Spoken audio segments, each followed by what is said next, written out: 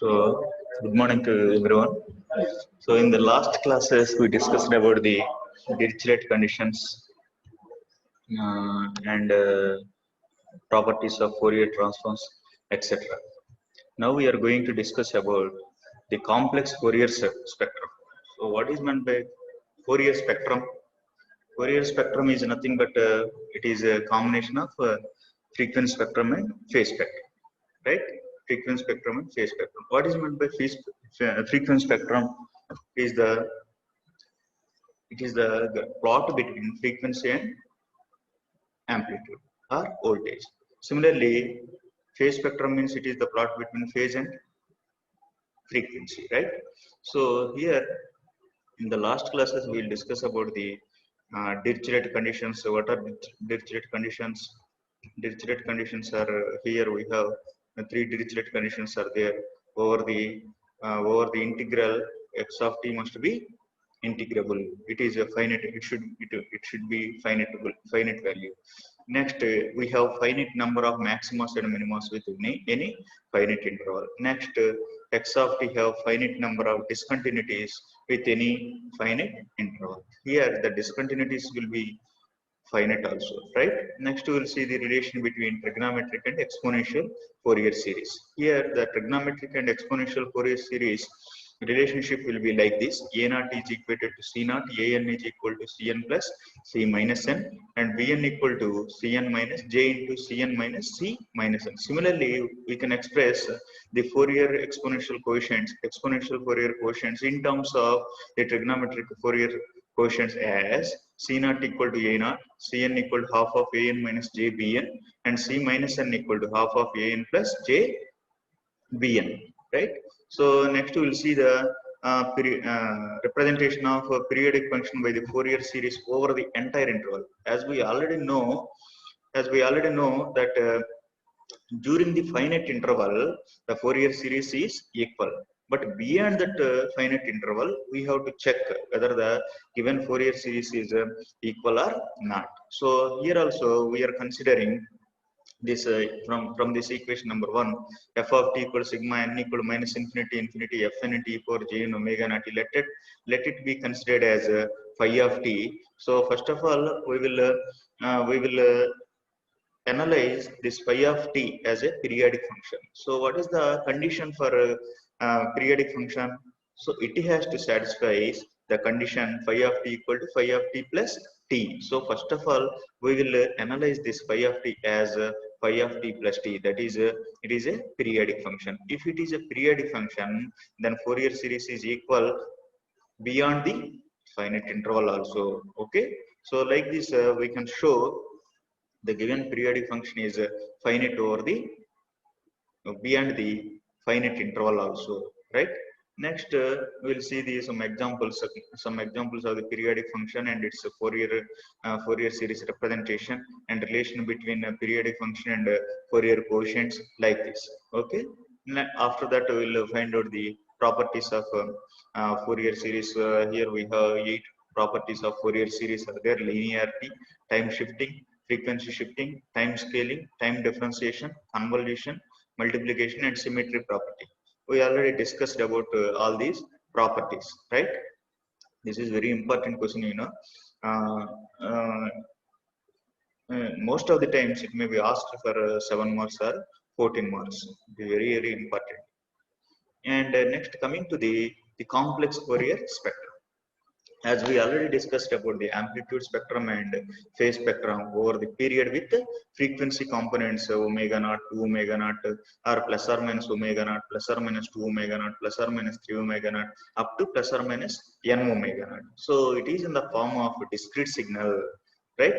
So at various frequency components, it has some amplitude which is proportional to the vertical axis. If you take any frequency spectrum or phase spectrum, here the amplitude which is proportional to the amplitude or voltage which is proportional to the vertical axis only, right? In the exponential Fourier series, the periodic function is expressed as a sum of exponential frequencies of sum of exponential functions of frequency like 0 plus or minus omega naught plus or minus 2 omega naught up to plus or minus n omega naught. Here the negative frequencies are also discussed. So here both the signals e power j omega t and e power minus j omega t will be oscillates at frequency of omega. So by adding these two oscillations e power j omega t plus e power minus j omega t, which is equated to 2 cos omega t, 2 cos omega t. So by adding these signals, we will get a real time function. Okay, for a periodic function of period t, the exponential series is now given by f of t is equal to f naught plus or minus e power minus j omega t plus f1 into e power j omega naught t plus f2 into e power 2 omega naught t plus up to fn into e power jn omega naught t plus f suffix minus 1 into e power minus j omega naught t plus f minus 2 into e power minus j 2 omega naught t plus f suffix minus n into e power minus jn omega naught t. So here the frequency is 0, omega naught, minus omega naught, 2 omega naught, minus, like these are 0 plus or minus omega naught, plus or minus 2 omega naught, plus or minus 3 omega naught up to plus or minus n omega naught.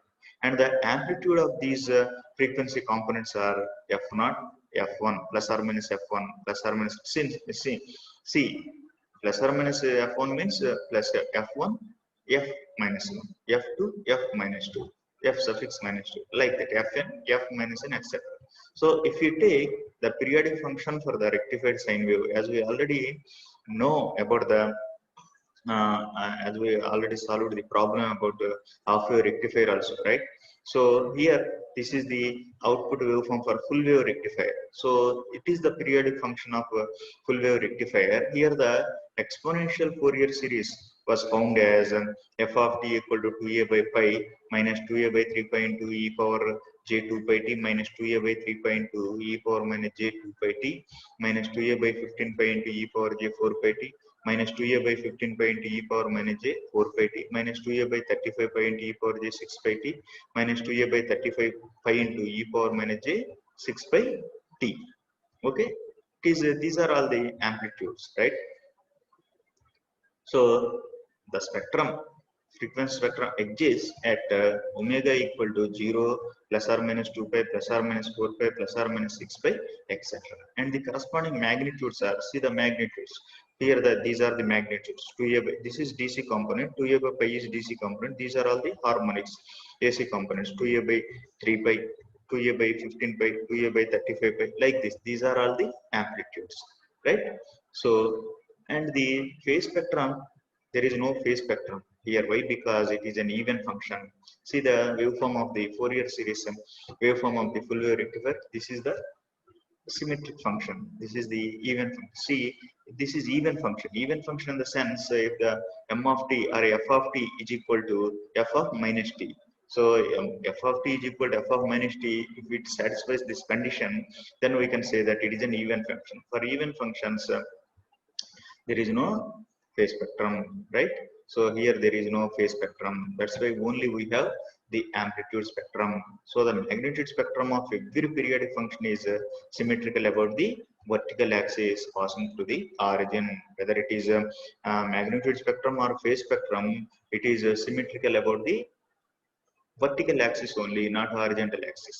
Okay, so the coefficient Fn is given by Fn equal to 1 by t integral minus t by 2 to t by 2 f of t into e power minus jn omega naught t dt, and f minus n is 1 by t into integral minus t by 2 to t by 2 f of t into e power jn omega naught t dt. So here the Fn and f minus n, these are Fourier quotients here. So the Fourier quotients Fn and f minus n are complex conjugate to each other. Both are complex conjugate to each other. That is, complex conjugate to each other means if Fn equal to f minus n star, then we can equate modulus of Fn is equal to modulus of f minus n. If Fn is real, then f minus n is also real. F minus n in the sense this is f suffix minus n. So if Fn is real, we can equate these two. Fn is equal to f minus n. If Fn is complex, if it is complex, then we can express this Fn as mod Fn into e power j theta n, and f minus n can be expressed as mod Fn into e power minus j theta n, right? Here the phase of Fn is theta n. It means that the phase angle of Fn is theta n, and phase angle of f suffix minus n is minus theta n. So the phase spectrum is here. We have both phase spectrums and amplitude spectrums. Phase spectrum is it is antisymmetrical about the vertical axis through the origins, whereas the magnitude spectrum is symmetrical about the vertical axis passing through the origin. So antisymmetrical means it is an odd function. Symmetrical means it's an even function. Even function in the sense it's a positive side. That is, suppose f of t is there. So f of t is equal to f of minus t. What is meant by odd function? F of t is equal to minus of f of t. Right? So that is odd. That is the difference between even function and odd function. So here the Fourier coefficients fn and f minus n are complex conjugates to complex conjugates of each other. That means that Fn is equal to f minus n star, and hence mod Fn is equal to mod f minus n. That depends upon the real and complex numbers. If Fn is real, then both are equal. If Fn is complex, then Fn can be expressed as mod Fn into e power j theta n. Similarly, f minus n can be expressed as mod Fn into e power minus j theta n. So theta n is the phase angle of Fn, and minus theta n is the phase angle of f minus n, right? So next, coming to the Fourier transforms. So the above one is the complex Fourier spectrum. This is nothing but the complex Fourier spectrum. Here also we have frequency spectrum as well as phase spectrums, right? But these are related as Fn equal to f minus n. If Fn is real, then if Fn is complex, then it is related as mod Fn into e power j theta n. If Fn is f minus n is complex, then f minus n can be expressed as mod Fn into e power minus j theta n. Next, coming to the Fourier transforms. What is meant by Fourier transform? Here the Fourier series can be transformed into Fourier transforms. The Fourier transform of suppose x of t is there. X of t is x of omega. You can say that x of omega. So far we discussed about the periodic signals, where signal can be, what is meant by periodic signal? With some particular time period, with some fundamental time period, it can be repeated up to infinity. Up to infinity. Okay, that is periodic signal. What is meant by non-periodic signal? It does not have any finite time period. Here the time period will be infinite. Okay, see here the periodic signal, where the signals can be represented as a linear combination of harmonically related complex exponentials, right? So see, signal can be represented as e power j theta plus e power minus j theta, or hard sine terms and cosine terms. It is the combination of sine terms and cosine terms. Whereas non-periodic signal can be represented as a periodic signal with an infinite period. It does not have any finite time period. It has infinite time period. See the diagrams. See the figure 1. Figure 1 is a non-periodic signal. It does not have any finite time period, right? And figure 2 is a periodic signal. F of t, let us consider these two diagrams, f of t and fp of t. Here f of t has infinite time period, whereas fp of t has finite time period. See here, it starts at here and it ends at here. So it is some fixed time period. It is called fundamental time period. With this fundamental time period, it will be repeated up to infinity. That's why it is called periodic. It has to satisfy the condition fp of t is equal to fp of t plus t. That's why we can say that it is periodic signal, but it does not satisfy the condition f of t is not equal to f of t plus capital T. It means that its time period is infinite. That's why it is called non-periodic signal or aperiodic signal. Okay, non-periodic signal or a periodic signal. Okay, next coming to the see some see here figure 1 shows a non-periodic signal x of t, which is to be represented as continuous sum of exponent signals, that is e power j theta plus e power minus j theta, like that. Here figure 2 represents a signal fp of t or xp of t, which is obtained by repeating non-periodic signal x of t. So x of t will be repeated here in figure 2. Okay, that's why it has some finite time period. It does not have any finite time period. It has infinite time period.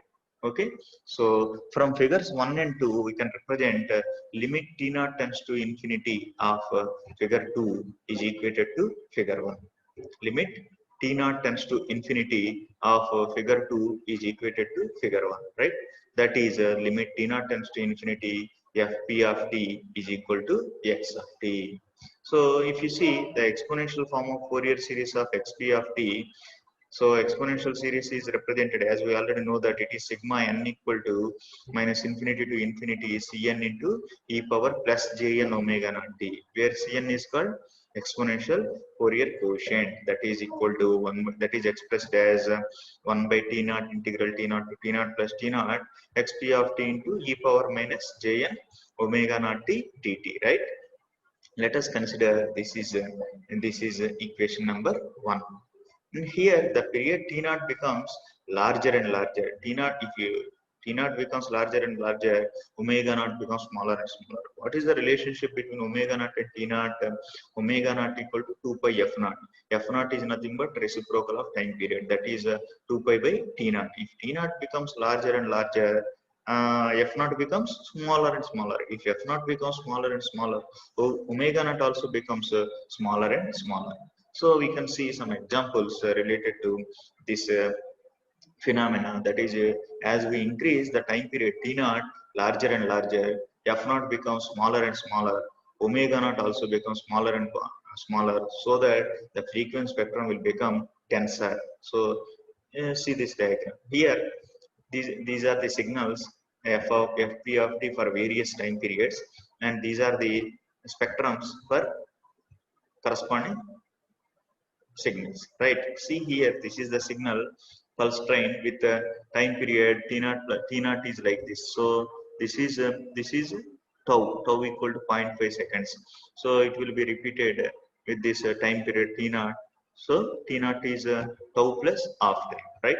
So here t naught is given as 1 second, so that f naught becomes 1 by 1, that is 1 hertz, and omega naught becomes 2 pi into 1, that is 2 pi radians, right? With this 2 pi radians, the frequency spectrum will become 0, 2 pi. Here the frequency is 0, 2 pi, 4 pi, 4 pi, 6 pi, 6 pi, 8 pi, like that. Okay, so and this is the magnitude spectrum. So magnitude spectrum will be obtained like this for this time period equal to 1 second.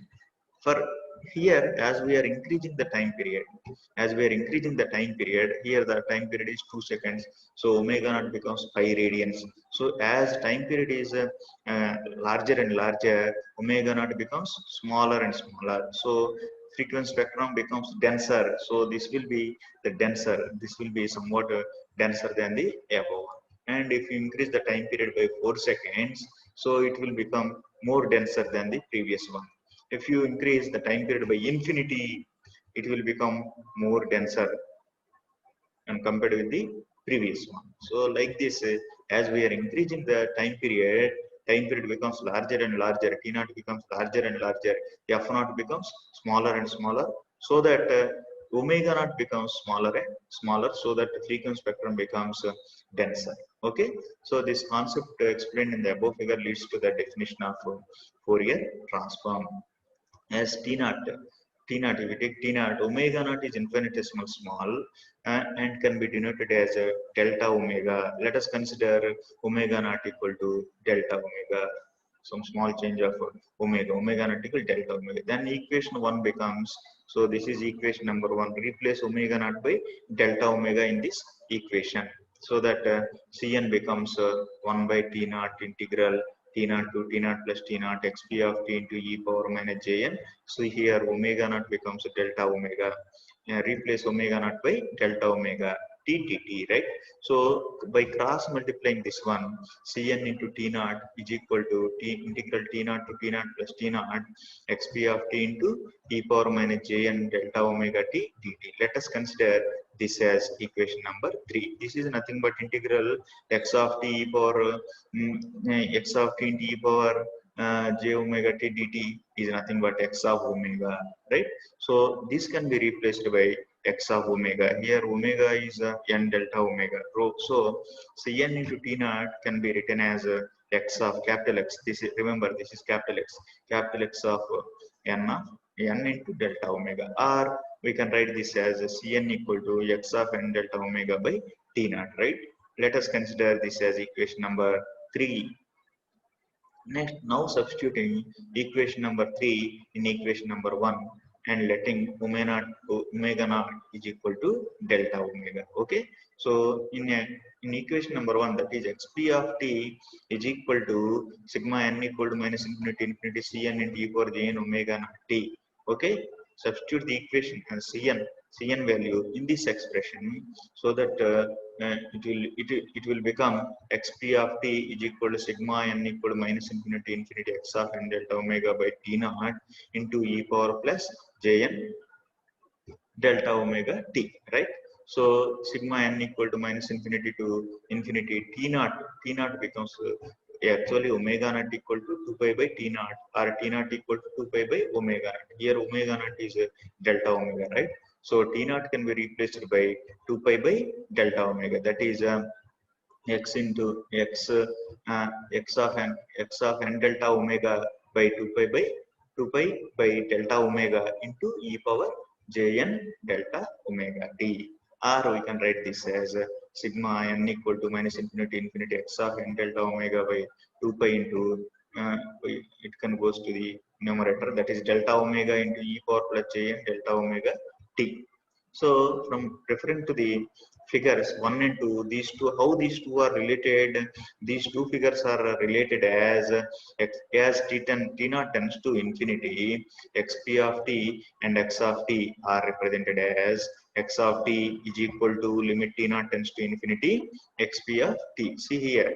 So these two are related like this. So limit t naught tends to infinity xp of t equal to x of t, right? Is it not? So x of t equal to limit t naught tends to infinity xp of t, or limit t naught is delta omega tends to infinity. If t naught tends to infinity means t naught tends to infinity, delta omega tends to 0. So limit delta omega tends to 0, 1 by 2 pi sigma n equal to minus infinity to infinity x of n delta omega into e power jn delta omega t delta omega, right? That is x of t equal to 1 by 2 pi into sigma n equal to minus infinity infinity x of omega into e power j omega t d omega. So referring to equations 2 and 3, we get x of n delta omega is equal to limit t naught tends to infinity integral xp of t e power minus j n delta omega t dt by referring the equations 2 and 3. Now it will become x of n delta omega is equal to integral x of t into e power minus j n delta omega t dt, or x of omega is equal to integral x of t into e power minus j omega t dt, or x of t is equal to 1 by 2 pi sigma n equal to minus infinity infinity x of omega into e power plus j omega t d omega, where x of omega is equal to integral minus infinity infinity x of t into e power minus j omega t dt, right? So let us consider these two equations are 4 and 5. So equation 4 represents, it is a non-periodic signal x of t in terms of continuous sum of exponents with frequencies between minus infinity to infinity. And equation 5 represents the amplitude of exponents at different values of omega, that is, it represents continuous spectrum. So it is the signal, it is a non-periodic signal, and this is a spectrum. Okay, equation 4 is a signal and it is a spectrum. Okay, so that is these two are referred as equation number 4 and 5 are referred as Fourier transform pair. Fourier transform pair. Okay, so that is represented like this. So the Fourier transform of x of t is x of omega, or inverse Fourier transform of x of omega is